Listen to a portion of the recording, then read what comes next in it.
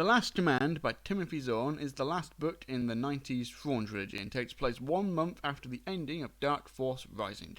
The New Republic is struggling to repel and outsmart Grand Admiral Thrawn as he begins taking back sectors and the planets within them. This whole book is great. Although not my favourite out of the three, it is still enjoyable from start to finish. And having picked up the audio version, Mark Thompson does a great job and the sound design is again great. The audiobook itself is 15 hours and 47 minutes long and requires a VPN if you live in the UK.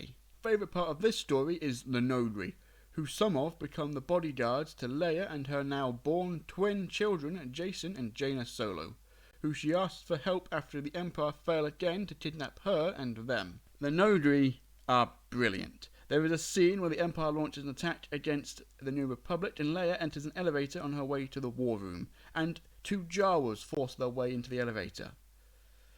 I say Jawas like that because they're Nodri in disguise.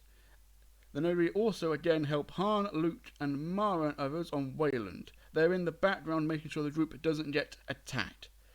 That's probably the worst explanation I've ever given, but the Nodri are a great species and I will be doing a video explaining them and their culture.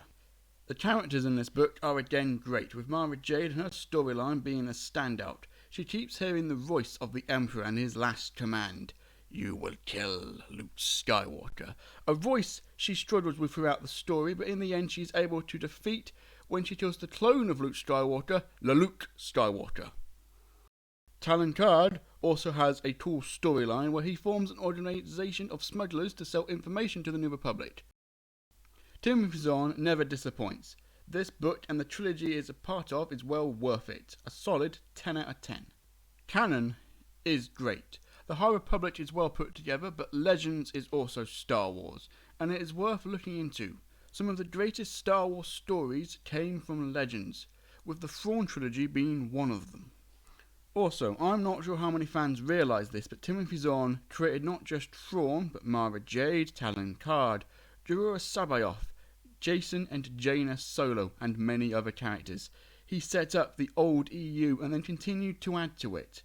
But it was the characters from these 3 books that go on to shape the following stories, from the Jedi Academy trilogy to the New Jedi Order, and eventually the Second Galactic Civil War.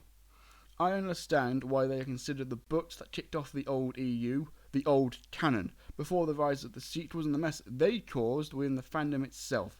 In fact, it is these books that changed the way I see the sequels. They are good films, but they have so much wasted potential, and I'll be discussing them in more detail when I get around to reviewing the film.